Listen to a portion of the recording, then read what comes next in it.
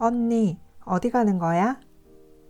토요일 오후 매그와 조가 나갈 준비를 하는 것을 본 에이미는 호기심이 발동했다. 신경 쓰지 마. 애들은 몰라도 되는 일이야. 안 그래도 애 취급받는 것을 싫어하는 에이미였다. 거기다 언니들이 자신을 떼놓고 어디로 가려 하자 에이미는 기분이 상했다. 에이미는 떼를 쓰는 한이 있더라도 그 비밀을 밝혀내겠다고 다짐했다. 에이미는 자기와 친한 매그에게 다가가 물었다. 말해줘, 어디 가는데? 나도 언니들이랑 같이 가고 싶어. 베스 언니는 인형놀이만 하고 있고 나 혼자 있으면 너무 심심하단 말이야. 미안하지만 에이미, 넌 초대받지 못했잖니. 매그가 무엇인가를 더 말하려는데 조가 끼어들었다. 에이미, 그만 좀 졸라대. 계속 이야기하다간 모든 것을 망쳐버리겠어. 아무튼 우리는 너를 안 데려갈 거니까 자꾸 애처럼 보채지 마. 로리 오빠랑 어디 가는 거지? 난 다 알고 있어. 어제 저녁에 셋이서 속닥거리다가 내가 들어가니까 뚝 그쳤잖아. 그래, 맞아. 그러니까 이제 그만 귀찮게 해. 에이미는 잠시 입을 닫았지만 매그가 주머니에 부채를 슬쩍 집어넣는 모습을 보고 다시 입을 열었다. 나 알았어. 7개의 성을 보러 극장에 가는 거지? 나도 갈 거야. 엄마도 내가 그 연극 봐도 괜찮다고 하셨어. 그리고 내 용돈으로도 충분히 표를 살 수 있고.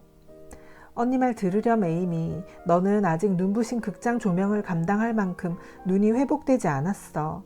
그러지 말고 다음 주에 베스랑 해너랑 같이 가렴. 매그는 에이미를 달래려고 노력했다. 싫어. 언니들이랑 로리 오빠하고 가는 게 훨씬 재밌어. 나도 제발 데려가줘. 감기 때문에 계속 집에 틀어박혀 있었더니 심심해 죽겠어. 나도 데려가줘. 얌전히 있을게. 에이미가 애처롭게 애원했다. 그 모습에 매그는 마음이 흔들렸다. 데려갈까줘? 따뜻하게 입혀서 데려가면 엄마도 반대하지 않으실 거야. 에이미가 가면 난 안 갈 거야. 내가 안 가면 아마 로리도 실망할걸? 로리는 우리 둘만 초대했잖아. 에이미까지 데려가는 건 실례라고. 에이미, 너는 초대받지도 않았는데 왜 자꾸 따라오려고 그래? 조가 버럭 화를 내며 말했다. 조의 태도와 말투에 에이미도 화가 머리 끝까지 치밀었다. 에이미는 약이 잔뜩 올라서 막무가내로 신발을 신기 시작했다. 나 무조건 갈 거야. 매그 언니가 가도 된다고 했잖아. 난 내 돈으로 표를 살 거야. 그러면 로리 오빠도 별말 없겠지. 우리는 벌써 좌석을 예약해 놓아서 넌 우리랑 같이 앉아 있을 수도 없어. 너 혼자 멀리 떨어져 앉아 있어야 한다고. 그러면 아마 로리가 너한테 자기 자리를 양보하겠지? 아니면 너를 위해 다른 특별석 표를 사거나. 초대받지도 않은 너 하나 때문에 모든 계획이 엉망진창이 되는 거라고. 그러니까 넌 그냥 집에 있어. 조는 서두르다 손가락을 찔려 짜증이 나 있었다. 거기다 에이미까지 고집을 피우자 결국 폭발해버리고 말았다. 에이미는 한쪽 신발만 신은 채 바닥에 주저앉아 엉엉 울기 시작했다. 매그는 어떻게든 달래보려 했지만 아무 소용없었다.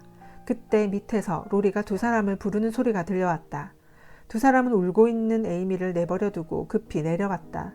에이미는 가끔 지나치게 응석을 부릴 때가 있었다. 그녀들이 로리와 함께 막 현관문을 나설 때 에이미가 계단에 서서 말했다. 조 언니, 후회하게 될 거야. 두고 봐. 웃기지 마. 조가 문을 세게 닫으며 대답했다. 연극 7개의 성은 정말 멋지고 화려했다. 하지만 조는 그 연극을 제대로 즐길 수 없었다. 요정 여왕의 금발 고수머리를 보면 에이미가 떠올랐기 때문이었다. 연극 중간 휴식 시간에도 에이미의 후회하게 될 거야 라는 말이 자꾸 떠올랐다. 에이미와 조는 이전에도 종종 말다툼을 벌이곤 했다. 둘 다 화를 잘 내는 성격인데다 화가 나면 거칠어지는 탓에 충돌이 많았다.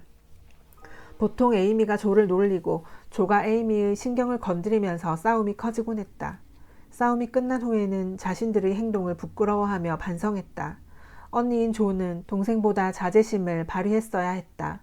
하지만 그렇지 못했고 조는 늘 이 점을 후회했다. 다른 자매들은 조가 가끔씩 화를 내는 것이 더 좋다고 생각했다. 그렇게 화를 내고 난 다음에는 천사처럼 굴었기 때문이다. 조는 화를 내지 않으려고 노력했지만 마음속의 적을 이기지 못하고 결국 폭발하고는 했다. 조가 그 적을 완전히 물리치기까지는 오랜 인고의 시간이 필요했다. 두 사람이 집으로 돌아왔을 때 에이미는 거실에서 독서를 하고 있었다. 언니들이 집 안으로 들어왔지만 에이미는 잔뜩 골이 난 표정으로 책에서 눈길 한번 떼지 않았고 아무것도 묻지 않았다. 하지만 베스가 연극에 대해 자세히 물어보지 않았더라면 궁금증을 못 이기고 입을 열었을 것이다. 모자를 벗어놓기 위해 2층으로 올라간 조는 옷장 안부터 살폈다. 지난번 에이미와 심하게 다퉜을 때 에이미가 분풀이로 조의 옷장 서랍을 엎어버렸기 때문이었다. 하지만 오늘은 다행히 멀쩡했다. 벽장, 상자들까지 모두 멀쩡한 것을 확인한 조는 안도의 한숨을 내쉬었다. 다행히 에이미가 아무 짓도 하지 않았나 보군. 조는 마음속으로 이렇게 생각했다. 하지만 그것은 조의 착각이었다. 다음 날 조는 중요한 사실을 하나 깨닫고 날뛰기 시작했다. 해가 저물자 자매들은 모두 벽난로 앞에 모여 있었다. 이때 조가 흥분해서 뛰어들어왔다. 누구? 내 원고 못 봤어? 아니, 매그와 베스는 곧장 대답했다. 하지만 에이미는 난로를 들쑤실 뿐 아무런 대답도 하지 않았다. 에이미의 얼굴이 빨개진 것을 눈치챈 조는 에이미에게 다가갔다. 에이미, 네가 가져간 거지? 아니. 그럼 어디 있는지 알지? 몰라. 거짓말! 조가 에이미의 어깨를 움켜잡고 험악한 표정으로 고함을 쳤다. 아니야, 난 그게 어디 있는지 몰라. 원고에는 관심도 없다고. 넌 분명히 뭔가 알고 있어. 순순히 얘기해. 내가 강제로 입을 열게 하기 전에. 조가 에이미의 어깨를 거세게 흔들어대며 물었다. 맘대로 해. 어차피 그 바보 같은 원고는 다시 볼 수 없을걸? 에이미가 흥분해서 소리쳤다. 그게 무슨 소리야? 왜 못 본다는 건데? 내가 다 태워버렸거든. 태웠어? 아빠가 돌아오기 전까지 그 원고를 끝내려고 내가 얼마나 노력했는지 알잖아. 근데 그걸 태웠다고? 거짓말이지? 하얗게 얼굴이 질린 조가 동생의 어깨를 움켜잡으며 말했다. 아니, 진심이야. 정말로 태워버렸다고. 어제 내가 후회하게 될 거라고 그랬잖아. 그 말을 들은 조는 에이미가 더 말을 이어가지 못할 정도로 거세게 흔들었다. 이 못된 계집애, 나는 그런 원고를 다시 쓸 수가 없다고. 1000년이 지난다고 해도 난 널 절대 용서하지 않을 거야. 이미 이성을 잃어버린 조가 울부짖으며 말했다. 이 모습을 지켜보던 매그는 조에게서 에이미를 떼어냈다. 베스도 조를 진정시키려고 애썼다. 조는 에이미의 뺨을 한 대 갈기고 다락방으로 올라가 낡은 소파에 털썩 주저앉았다. 마치 부인이 도착하고 나서야 그 분위기는 진정되었다. 자초지종을 들은 부인은 에이미가 무슨 잘못을 저질렀는지 차근차근 설명해 주었다. 에이미가 태운 그 원고는 조의 자랑이었다. 또한 가족들도 그 원고를 통해 조에게서 작가의 재능을 발견하였다. 모두 6편의 동화로 조가 오랜 시간 심혈을 기울여 쓴 작품이었다. 조는 그 원고를 언젠가 책으로 출간하려고 생각했었다. 예전에 썼던 원고들을 옮겨 적고 원본을 버렸기 때문에 다시 쓸 수도 없었다. 에이미의 불장난이 몇 년간에 걸친 조의 노력을 물거품으로 만들어 놓은 것이다. 조에게는 정말 하늘이 무너질 것 같은 고통이었다. 마치 부인도 이번만큼은 에이미를 감싸주는 말을 단 한마디도 하지 않았다. 베스는 언니의 슬픔에 가슴 아파했다. 그 원고가 조한테 얼마나 소중한지 알고 있었던 매그 역시 아무런 말도 하지 않았다. 에이미는 조에게 용서를 구하지 않는다면 다시는 가족들로부터 사랑받을 수 없다는 사실을 깨달았다. 조는 차 마실 시간이 되자 잔뜩 찌푸린 얼굴로 거실에 들어왔다. 언니 미안해. 내가 잘못했어. 용서해줘. 에이미가 겨우 용기를 내 기어들어가는 목소리로 용서를 구했다. 아니, 절대로 용서 못해. 조는 매몰차게 대답하고 자리에 가서 앉았다. 그리고 저녁 시간 내내 에이미에게 단 한마디도 건네지 않았다. 누구도 그 일에 대해 언급하지 않았다. 심지어 마치 부인까지도. 조가 화났을 때는 스스로 분노를 가라앉힐 때까지 기다릴 수밖에 없었다. 이날 저녁 시간은 유난히 길게 느껴졌다. 언제나처럼 자매들은 뜨개질도 하고 재미있는 소설책도 읽었지만 이날은 전혀 즐겁지 않았다. 이 분위기는 노래 시간까지 이어졌다. 베스가 피아노를 쳤지만 노래는 마치 부인과 매그만 불렀다. 그마저도 화음이 맞지 않아 엉망이었다. 잠자리에 들기 전 마치 부인이 조에게 속삭였다. 조, 분노를 품고 잠자리에 들지 말거라. 서로 용서하고 도우면서 새롭게 내일을 맞이하렴. 조는 엄마 품에 안겨 슬픔과 분노가 사그라질 때까지 울고 싶었다. 하지만 눈물은 나약한 사람들이나 흘리는 거라고 항상 말하던 조이기에 울음을 꾹 참고 차갑게 말했다. 그 행동은 절대로 용서받을 수 없어요. 그 말을 마치고 조는 잠자리로 가버렸다. 그날 밤 마치가 특유의 아늑한 분위기는 찾아볼 수 없었고 오직 무거운 침묵만이 흘렀다. 화해를 거부당한 에이미는 몹시 자존심이 상했다. 용기를 내서 화해를 청했는데 단박에 거절당하니 자신의 행동이 후회되었고 생각할수록 화가 났다. 다음 날 에이미는 일부러 평소보다 더 잘난 체하고 우쭐댔다. 조는 그날 모든 게 최악이었다. 날씨는 살을 내는 듯 추웠다. 들고 가던 건포도빵을 웅덩이에 떨어뜨렸고 마치 할머니는 하루 종일 잔소리를 해댔다. 매그는 평소보다 훨씬 더 피곤해 보였고 베스도 집안일이 밀려서 힘들어했다. 조는 기분 전환을 위해 로리에게 함께 스케이트를 타러 가자고 제안했다. 그 모습을 지켜본 에이미가 투덜거렸다. 저것 봐, 얼음이 녹기 전에 스케이트 타러 같이 가자고 해놓고선 나만 보면 인상 쓰고 데려갈 생각도 없잖아. 이번엔 네가 잘못했어. 그렇게 소중한 원고가 없어졌는데 쉽게 용서할 수 있겠니? 네가 다시 한번 더 용서를 구한다면 조도 마음이 풀릴 거야. 매그가 에이미를 타일렀다. 어떻게 해야 되는데? 일단 조를 따라가봐. 하지만 조의 기분이 풀릴 때까지는 아무 말도 하지 마. 조의 기분이 어느 정도 풀렸다 싶으면 그때 다가가서 진심으로 미안하다고 해. 그럼 조도 용서해 줄 거야. 그렇게 해볼게. 말이 끝나자마자 에이미는 서둘러 준비를 마치고 조와 로리를 쫓아갔다. 에이미가 강가에 도착하기도 전에 두 사람은 이미 스케이트 탈 준비를 마친 상태였다. 조는 에이미가 오는 걸 보았지만 일부러 못 본 척했다. 로리는 며칠간 날씨가 따뜻했기 때문에 빙판 상태를 확인하느라 에이미를 미처 보지 못했다.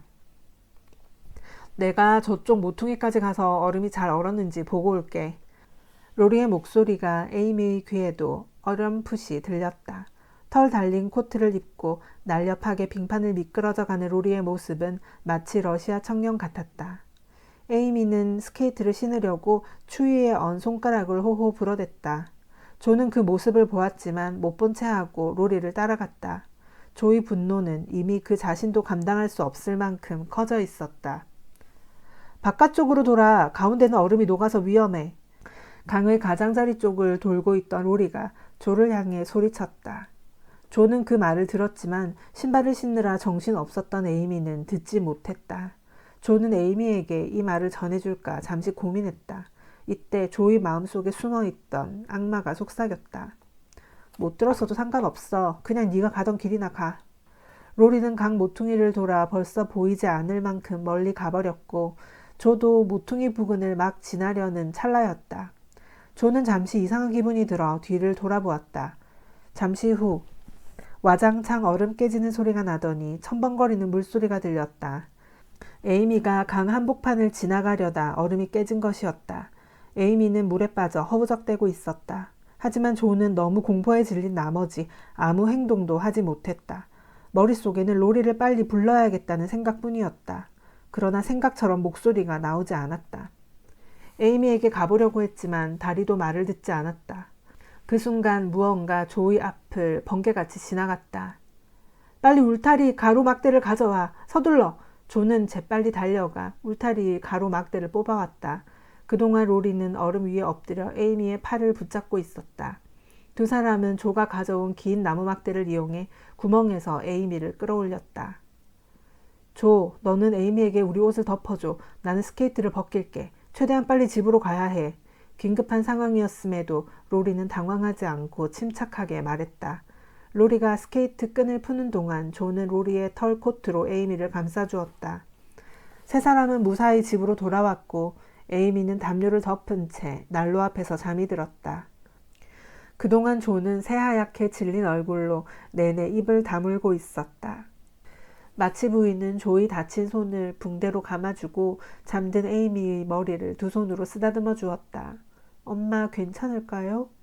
영원히 차가운 얼음 밑으로 가라앉을 뻔했던 금발머리를 바라보며 조가 중얼거렸다. 걱정하지 마렴. 다행히 다친 데도 없고 감기도 걸리지 않았어.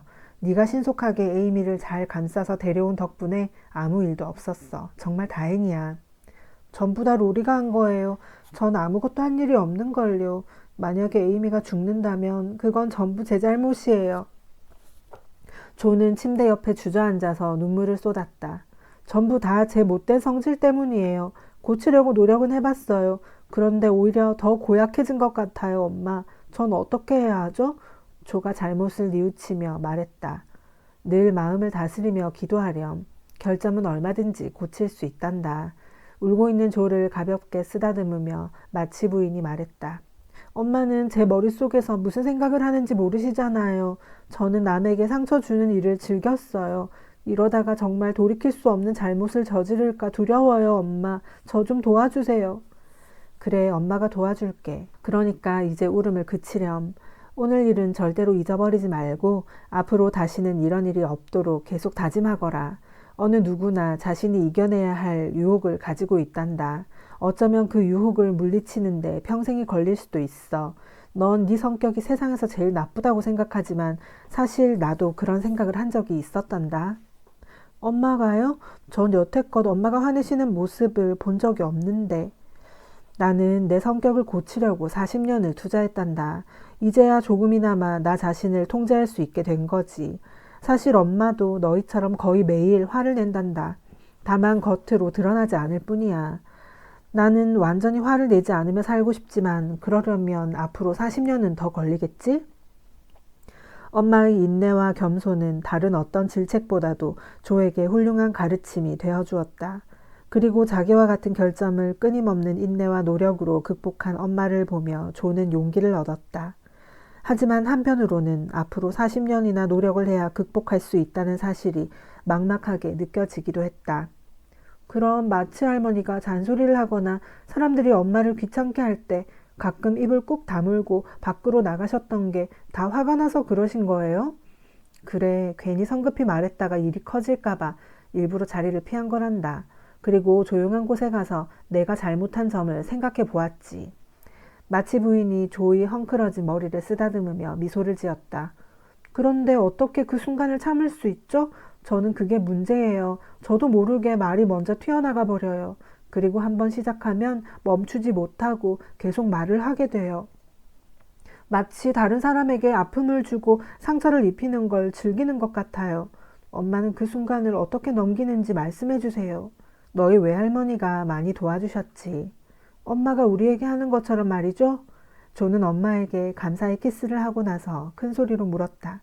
맞아. 하지만 할머니는 내가 어렸을 때 돌아가셨고 나는 몇 년 동안 혼자서 견뎌야 했지. 나도 자존심이 강해서 내 약점을 남들에게 털어놓지 못했단다. 그때는 정말 힘들었어. 아무리 노력해도 안 되는 것 같아서 많이 울었단다. 그러다가 너희 아빠를 만났고 좋은 사람이 되는 게 어렵지 않다는 사실을 알게 되었어. 하지만 너희 네 자매가 태어나고 가난에 허덕이자 다시 예전의 참을성 없는 모습이 다시 나오고 있어. 나는 너희들이 가난 때문에 고생하는 모습을 보면 정말 속상해. 그럼 지금은 누가 엄마를 도와주죠? 물론 너희 아빠란다. 아빠는 인내심이 강해서 절대 불평을 하지 않으시지. 항상 희망을 가지고 즐겁게 좋은 날이 오기를 기다리신단다. 아빠는 나에게 정말 큰 위안이 되었어. 항상 나를 많이 도와주고 다독여 주었지. 딸들이 바르게 자라기를 원한다면 먼저 아름다운 모습을 보이라고 하셨지. 그 말을 듣고 나니 나를 다스리는 게 훨씬 쉬워지더구나. 내가 가끔 화를 낼 때 놀라는 너희들의 표정을 보고 나면 후회가 되더라. 너희들이 요즘 보여주는 사랑과 존경, 믿음은 내 노력에 대한 가장 아름다운 보상이란다. 엄마, 저는 엄마 반만큼이라도 착해졌으면 좋겠어요. 조가 감동한 목소리로 외쳤다. 너는 분명 엄마보다 훨씬 좋은 사람이 될 거야. 하지만 그러기 위해서는 아빠가 말씀하시는 마음속의 적을 잘 다스려야 한단다. 화가 날 때면 오늘 있었던 일을 떠올리며 참아보렴. 그러면 그 적을 잘 다스릴 수 있을 거야. 네, 항상 노력할게요. 엄마도 제 옆에서 계속 저를 도와주세요. 그런데 가끔씩 아빠가 엄마를 보면서 입술에 손가락을 갖다 대는 모습을 본 적 있어요. 그게 엄마가 평정심을 찾을 수 있도록 도와주신 건가요? 그래, 맞아. 내가 아빠에게 신호를 달라고 부탁했단다. 그 행동 덕분에 내가 충동적인 말이나 행동하는 것을 자제할 수 있었지. 엄마의 눈가가 촉촉해지면서 입술이 떨리는 것을 본 조는 괜한 말을 꺼냈다는 생각이 들었다. 몰래 엄마를 지켜봐서 죄송해요. 안 좋은 기억들을 떠올리게 하려고 한 건 아니었는데 제가 좀 경솔했어요. 엄마에게 속을 털어놓으면 마음이 너무 편해져서 불필요한 말을 했어요. 네가 하고 싶은 말을 다 해도 괜찮아. 내가 너희들을 얼마나 사랑하고 있는지 알고 있다는 사실이 난 정말 기쁘구나. 저는 또 제가 엄마를 슬프게 한 건 아닌가 걱정했어요. 너 때문에 그런 게 아니야. 아빠 얘기가 나오니까 갑자기 그리워져서 그래. 내가 얼마나 너희 아빠를 믿고 의지했는지 새삼 깨닫게 되더라. 그리고 너희들을 더 잘 보살펴야 되겠다는 생각도 들고. 하지만 엄마도 아빠가 전쟁터로 가시는데 찬성하셨잖아요. 아빠가 떠나실 때도 울지 않으셨고요. 저는 엄마가 불평 없이 잘 버티고 계시다고 생각했어요. 난 내가 사랑하는 조국에 내가 가장 사랑하는 사람을 바쳤단다. 그래서 눈물을 참은 거지. 아빠와 나는 국민으로 해야 할 의무를 다했고 모든 것이 끝나면 이 자부심이 우리를 더 행복하게 해줄 거야. 내가 잘 버티고 있는 건 주변에 좋은 사람들이 엄마 곁에서 격려를 해주기 때문이야. 너도 살다 보면 오늘보다 훨씬 견디기 힘든 유혹과 위험들을 만나게 될 거야. 하지만 하늘에 계신 아버지의 도움을 받는다면 얼마든지 잘 헤쳐나갈 수 있어. 네가 그분을 믿고 사랑할수록 다른 사람들의 도움 없이도 잘 성장할 수 있을 거야.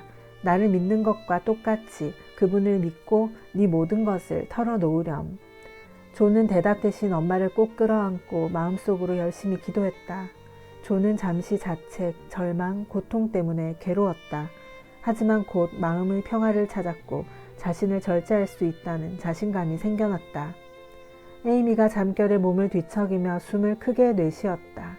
조는 여태껏 한 번도 볼 수 없었던 부드러운 표정을 지으며 에이미에게 다가갔다. 나는 어제 너의 사과를 거절하고 잠들 때까지 너를 용서하지 못했어. 만약에 오늘 로리가 없었다면 어떻게 됐을지 몰라. 어쩜 내가 그렇게 잔인하게 굴었을까. 조가 몸을 숙인 채 에이미의 젖은 고수머리를 쓸어주며 말했다.